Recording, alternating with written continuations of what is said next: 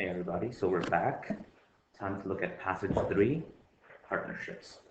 Okay, so you know the word partner. If you just think of the English language, a couple people partner up to run a business. Okay, so this is 2 or more. Now, there is no limit to how many partners you can have. Okay, absolutely no limit to how many partners you can have.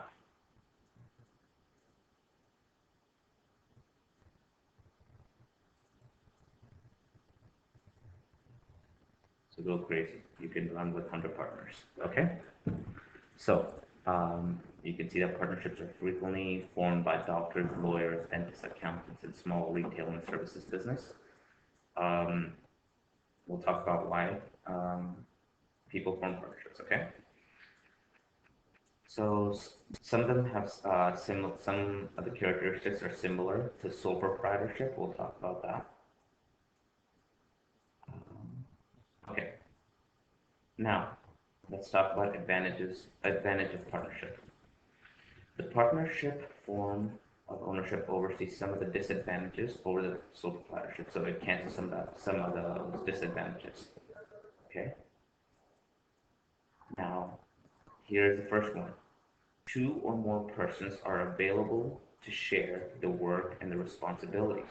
So more people, more partners, people can do more people to share the work with. Okay. That's the first one. And we'll see a organizer on the next page. Number 2, the partners each contribute personal savings and borrowing capacities to the business. So this is that capital we were talking about. So you see up here, we said disadvantage was limited capital for sole proprietorship. Now that may not be a disadvantage for this partnership because now there are more people contributing capital, contributing money, right? Capital is just resources. Resources to run the business. Okay, whether that's financial, whether that's the number of people, it could be any resource to run the business. Okay? Also, here. Now, you have number 3, where partners may be able to complement each other and be able to combine their skills and talents to operate an efficient business. So you may have, instead of one person running a business that has limited skills, for example, this one person, owner one has the technical skills. So things like, for example, a business that fixes computers. This first owner, may know exactly everything about computers, right? But owner 2 may know nothing about the computers, and he or she may be all about sales. He or she may know exactly how to sell. So these 2 may partner up together and combine their skills and run an efficient business, right? So that may happen. Now you can do something like this in a sole proprietorship as well. Owner 1 could run the business himself or herself and just hire a person that's really good at sales, and then pay him or her well, right? So there are many ways that you could design your business. Now, so let's look at some of the disadvantages, and then we'll summarize the advantage and disadvantage. So this unlimited personal liability still exists.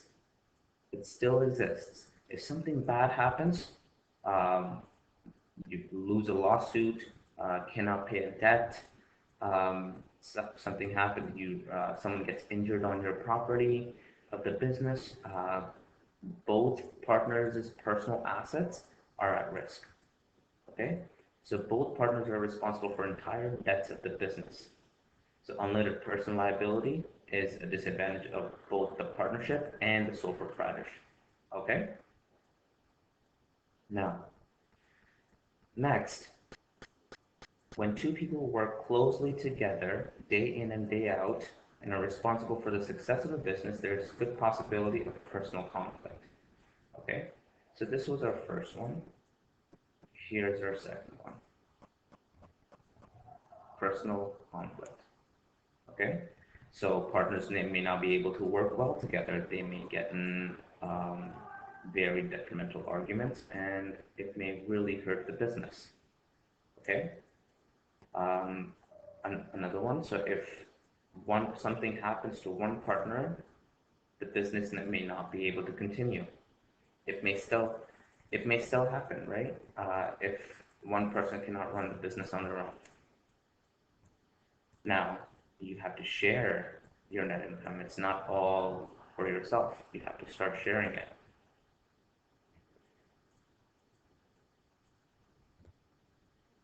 And again, disagreements may happen here as well. How are we going to share? Um, how are we going to share the net income? Okay. So sometimes a partner may feel that other partners are not contributing enough to the business, and that may be a source of the conflict as well. Now, here's one that I really want to explain to you. One disadvantage is mutual agency. Mutual, you want to know these words, mutual agency, okay? So one partner may make a decision that binds both parties. What that's saying is if there are two partners, partner one makes a decision, that means partner two is also responsible for partner one's decision. They're both agents of the business, right? If you think of sports, right? Say we talk about LeBron James, and LeBron James has an agent. Whatever that agent says, LeBron James is responsible for whatever that agent says regarding LeBron James. So LeBron James is given that agent the responsibility to make decisions for him when it comes to basketball, uh, when it comes to his pay or whatever. Okay. So when you have two partners, each partner can represent that business fully, and two partners, all the other partners will be responsible for that one partner's business decisions, not the personal decisions, but business decisions. Okay, so let's look at this. So here's that example. One partner may purchase a new automobile for the partnership without consulting the other partner. That would be wrong. But then the partnership is liable for the cost of that automobile. Okay, you're responsible for that other person's decision. So that is mutual agency. You want to know this word. You want to know everything we're talking about, but this is something that can get a little more muddled. All right, so some of the same advantages: ease of formation. It's very easy to start up a partnership. Okay, more. We talked about this. More sources of capital. Now, broader management base means we have more managers, right? Still low startup cost. It doesn't cost much to start a partnership, and now you can share some responsibilities. We talked about the potential conflict. We talked about the lack of continuity, where if something happens to one partner, the business may still have to fold.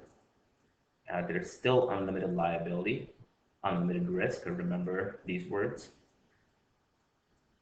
Divided authority. Now you're not making decisions on your own. You always have to consult someone else. It may be a good thing, but it can be a bad thing that you have to now, two people that don't mesh well will have to divide authority, may have to divide authority. Okay, you may have difficulty finding good partners, and we talked about mutual agency, how that can be a disadvantage. Okay, now here's here's a caveat to this unlimited liability.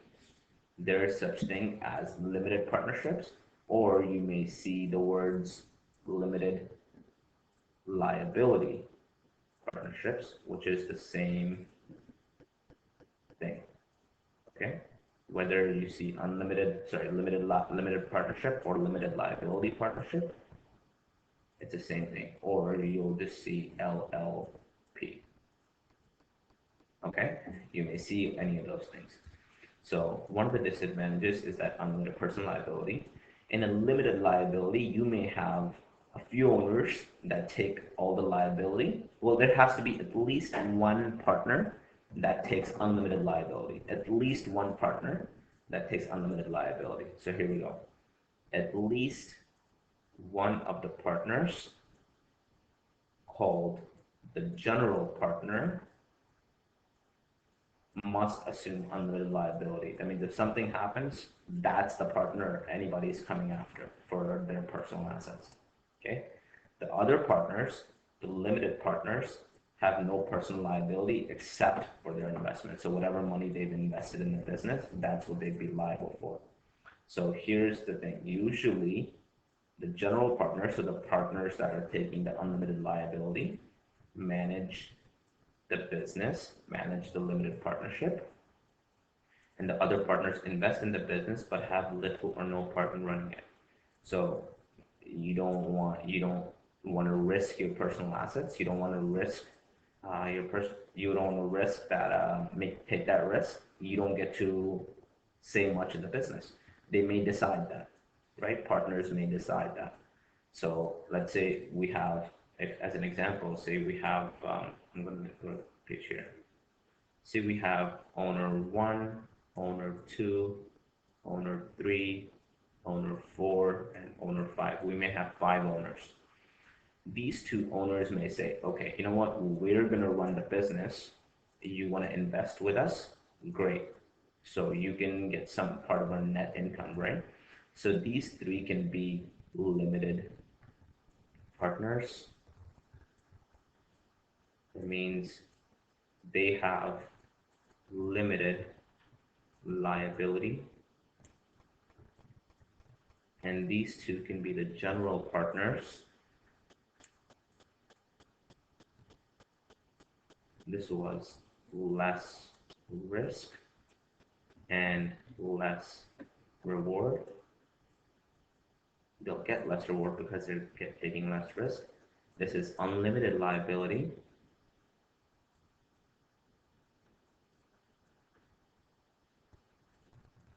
That means they are taking a higher risk because someone can come after their personal assets if something goes wrong in the business. And higher risk, you get higher reward. All right, they may decide that. The business may decide, they may be same rewards.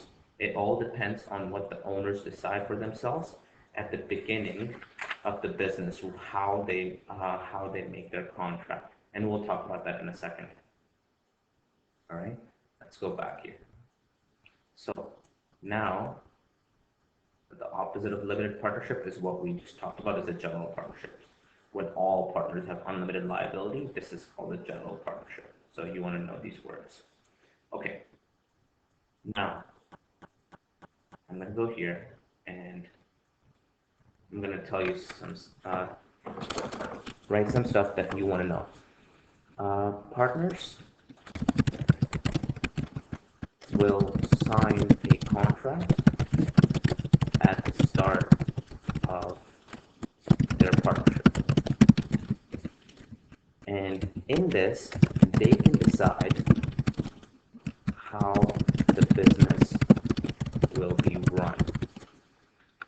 The best ideas, best practices, let's say, to form a partnership, you want, as partners, the biggest thing is you want an exit strategy.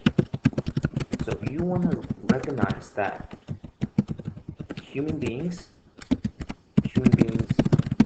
sometimes may not get along and have to split up the partnership. Okay? You want to say, if this happens,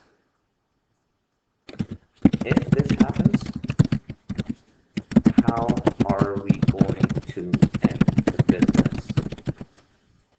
How are we going to split up if we have to? That is key. You want to have an exit strategy if you are going to split the business up. Okay?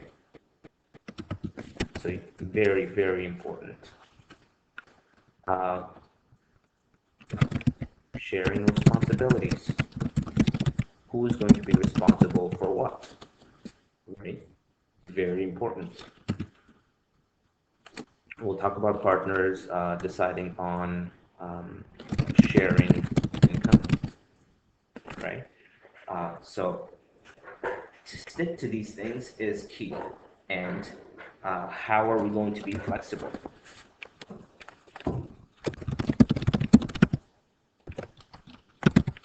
But it all comes down to this is going to be the biggest, and then sharing responsibilities, sharing decision making, right? Who's going to make what decisions? You want to be able to foresee problems, because problems happen. We're human beings. These problems will come, and how are we going to tackle these problems? If we disagree, if we disagree,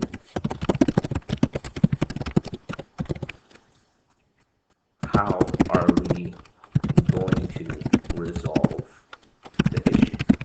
You want to answer that problem. Maybe you say that one partner uh, always makes the final decision, or maybe you decide to involve a third party, right? Or maybe you decide to play rock paper scissors and answer the final resolution. It's all dependent on you. Now, remember that partnerships, you can have a husband and wife being partners of the business, right?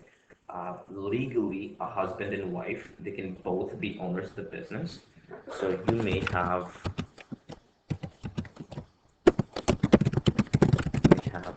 husband and wife as partners,